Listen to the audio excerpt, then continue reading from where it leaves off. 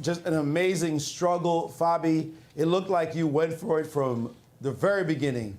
Taking on C3, B4, go for it, open up the lines. It looked like you came in with blood in your eyes. No, I think it might have been the other way around because he surprised me. He's an expert in the F3 Nimzo, but he hasn't played it in a long time, and I didn't expect it.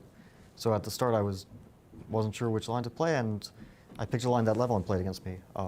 It's a very good line, and like you can't get blown away with prep. I actually did a lot of work on this line for the candidates because I was playing this with white, but I don't know where we left theory, because after ED5 I didn't realize this was a possibility. I knew CD5 was the main move. I actually played this way against Levon, and he didn't take on D5. He played knight H5 first, which is also interesting, but maybe not. And then bishop E3, F5, it turns into a mess. But ED5, yeah, I expected CD5, knight H5, and it's a very, very complicated struggle. Okay, ED5, I didn't think this would be the best move. Were you happy to see this position at all? I wasn't displeased with it. I mean, like I thought this is a pretty healthy line for black, and it is very complicated. Things can go really wrong for white too, because there's almost no development. I think things can also go positionally wrong for black, because if white gets G4, knight G3, then black starts getting positionally crushed. So that's why I played F5, because like knight D7, G4, that was my first intention. Queen H4, King G2, and like I have this knight E5 stuff, but he always has knight G3, and I didn't see any way to continue the attack. And it can just get really, really bad for black if I don't have something concrete. So I thought F5 is probably the best move. And stopping the G4 thrust. Stopping and also preparing F4 myself. So I really cramp down on his position if he allows that. So knight F4 was expected. I could play Queen H4, but I didn't think it was very good. I mean, it wins an exchange and a pawn.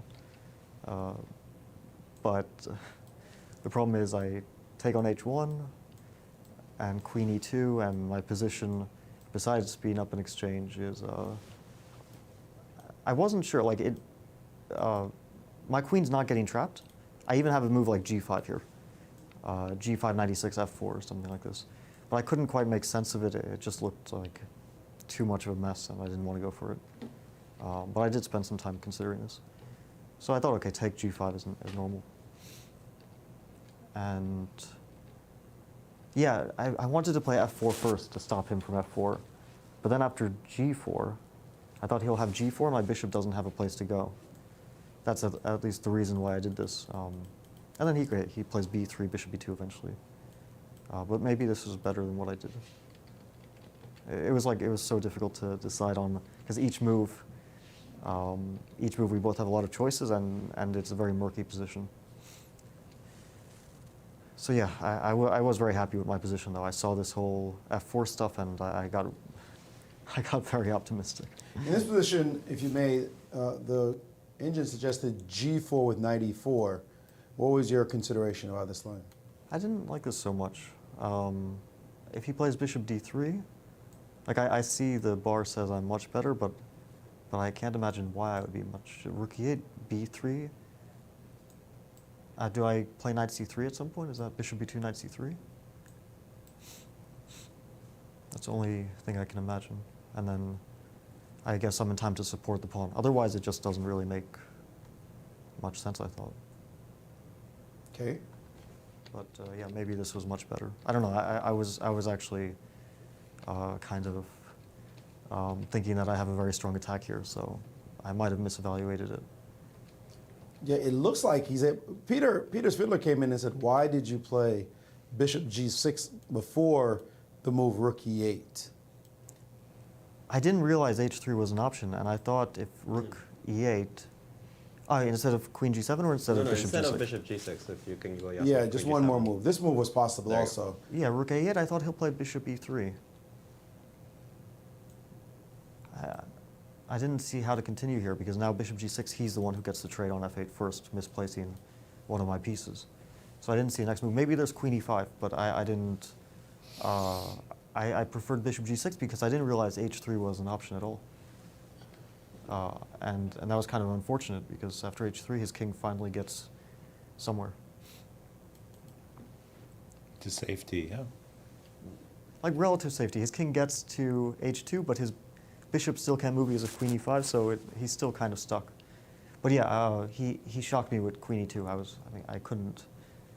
What I was thought- your main move for him exactly at this point? We had Bishop e4, yeah. Yeah, that was our main line. And did you have a plan for Rook bishop e4? Yeah, so I spent all my time on this move, rook e4 and bishop g3.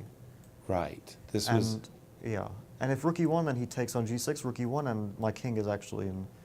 exactly. Oh no, Oh, sorry. He takes on g6 and then queen rook g6, e1. yeah. Yes, that was our line too. And Yeah, but I thought that here I would have a way to bail out. that was the line we looked at, Fabi. Sorry. How was I going to bail out here? No, I was already not playing for an advantage, so what was I going to do? I think rook e3. Rook e3. Okay. Queen d1. Like I can't. I mean, so much happened after this point that I already forgot everything I intended here. Understood. Understood. That time pressure you guys were in. He got up from the board before you played when he played queen e2.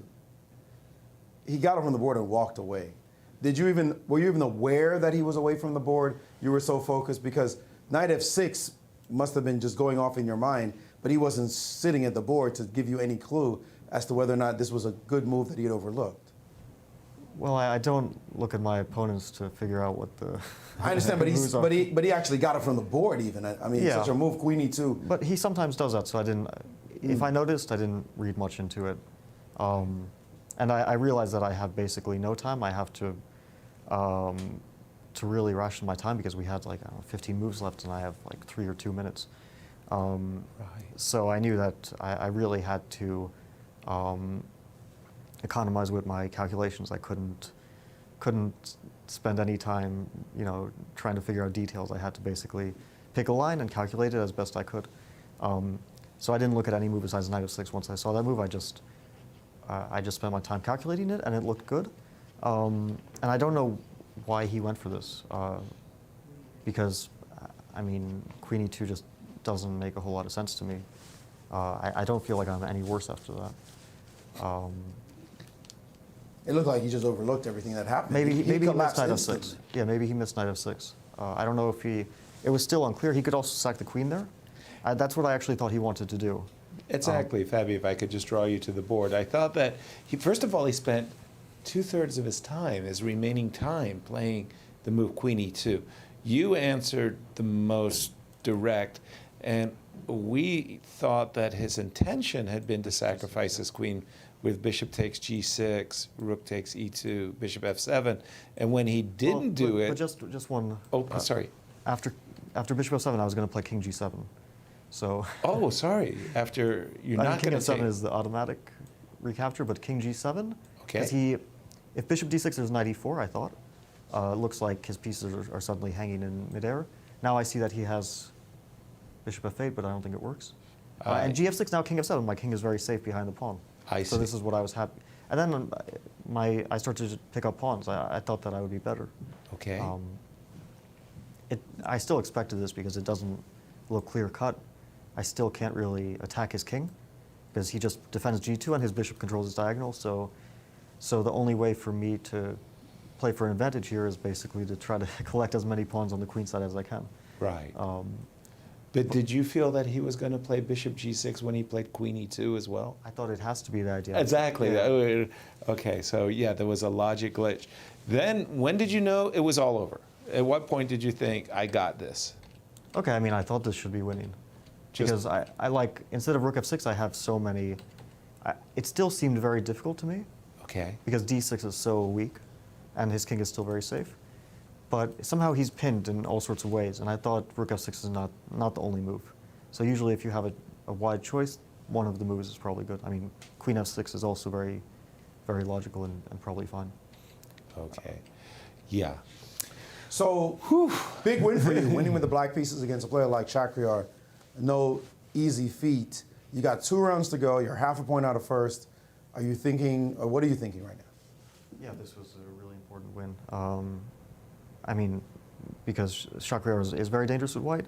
Last time we played, in Classical in Bucharest, he beat me. And also because we are sort of, I mean, he's far ahead of me in Grand Chess Tour points, but we are sort of competing for maybe 3rd place. I don't know, maybe he's too far ahead of me, but there is still some outside hope. Not the way he's playing and not the way you're playing. Anything could happen right now. It's not much of a difference, I guess. +2 and -1. I don't know, because I really have to make up such a deficit. But at least this gives me hope. I mean, if I had drawn, and also Maxime, who is like the nearest to me, is starting to win all his games. This was an important win. Indeed. What are your thoughts about tomorrow's game between Maxime and Wesley? Is Wesley playing white again, or is? Maxime is white. Okay, he gets the double. I mean, Wesley is really tough to beat. So I would probably place my bet on a draw. Also, they both seem like they're in good shape, and usually if 2 players are playing pretty consistently. And also, I'm not sure that either of them has any reason to risk. I don't. I mean, Maxime is in 1st place. Wesley is leading the Grand Chess Tour. I think they might even both be almost satisfied with a kind of risk-free. Oh, Maxime said he's going for it. Yeah, no, he's not going to take a quick draw, but he might also not take extraordinary risks. It could be a $50,000 game, but we'll leave that to Maxime's thoughts. What about you against Peter tomorrow? I haven't thought about this game. I still need to kind of. I mean, playing with like 2 minutes for most of the game is pretty. It really frays your nerves. So first I want to just calm down and hopefully tomorrow I can play well. You had 3 seconds on your clock at one point, by the way. Alejandro was crying, screaming for that. So let's avoid those kind of. I think that was Queen takes B2, right? Right. I just wanted to make sure I'm not blundering any like bishop somewhere, bishop G5 or Right. Gotcha. All right. Well, calm yourself, get some rest, and we'll see you tomorrow. Thanks. Thank you, Fabi. Congratulations. And after that.